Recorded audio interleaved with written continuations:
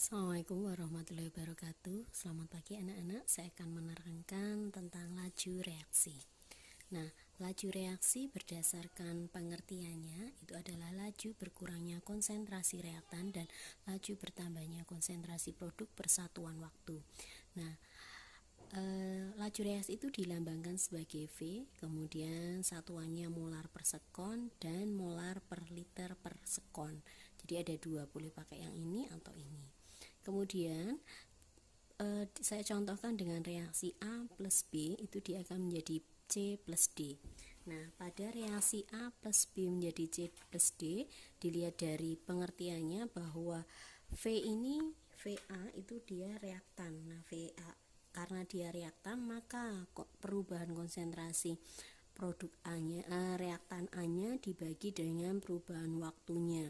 Karena dia reaktan, maka tandanya min sesuai dengan pengertiannya. Kemudian kalau yang VC dan VD itu karena dia sebagai produk, maka harga laju reaksinya itu dia bertanda positif. Kemudian rumusnya juga berlaku, perubahan konsentrasi C dibagi dengan perubahan waktunya. Pada laju reaksi itu berlaku perbandingan koefisien sama dengan perbandingan V-nya. Pada laju reaksi dikenal dengan teori tumbukan.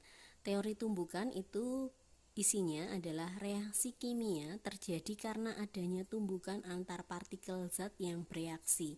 Yang bereaksi adalah reaktannya.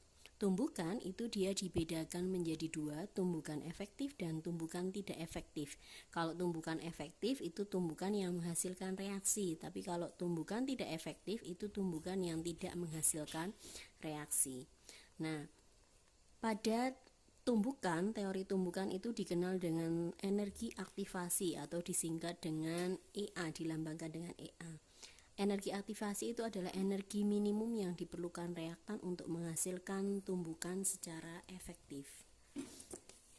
Nah, faktor-faktor yang mempengaruhi laju reaksi itu ada 4. Yang pertama adalah konsentrasi.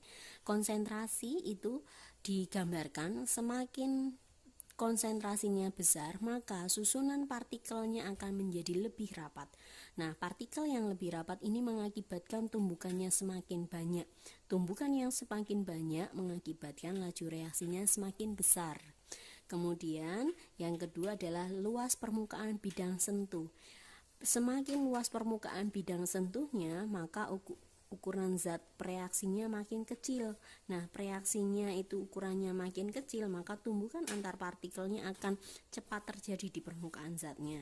Dan ini mengakibatkan laju reaksinya lebih besar. Bisa dicontohkan misalnya, kamu melarutkan gula pasir dengan gula halus.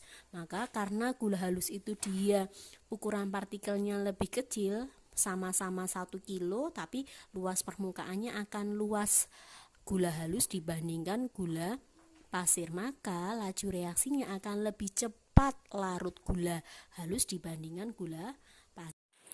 Nah, yang ketiga itu adalah suhu.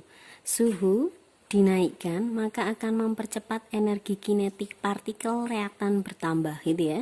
Nah, maka tumbukan partikel yang melebihi energi aktivasi itu akan mengakibatkan laju reaksinya akan semakin besar.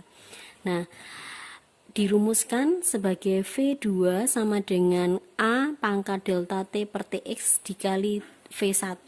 Kalau diketahuinya atau ditanyanya T2, maka dijadikan seper A, karena V itu sama dengan seper T, begitu ya. Maka seper A di pangkat delta T per Tx dikali T1. V1 itu laju reaksi awal, V2 nya laju reaksi setelah sudah dinaikkan, T1 nya waktu reaksi awalnya, T2 waktu reaksi akhir, kemudian A itu adalah percepatan ketika tiap kenaikan suhu. Kemudian Tx itu adalah tiap kenaikan suhunya, sedang delta T itu perubahan suhu, yaitu T2 dikurangi dengan T1. Yang keempat itu adalah katalis. Katalis itu adalah zat yang berfungsi untuk mempercepat terjadinya reaksi, tetapi dia tidak bereaksi secara kimia pada akhir reaksi. Katalis itu dia dibedakan menjadi dua, ada katalis dengan penambahan zat dan pengadukan. Pengadukan itu dia masuk sebagai katalis.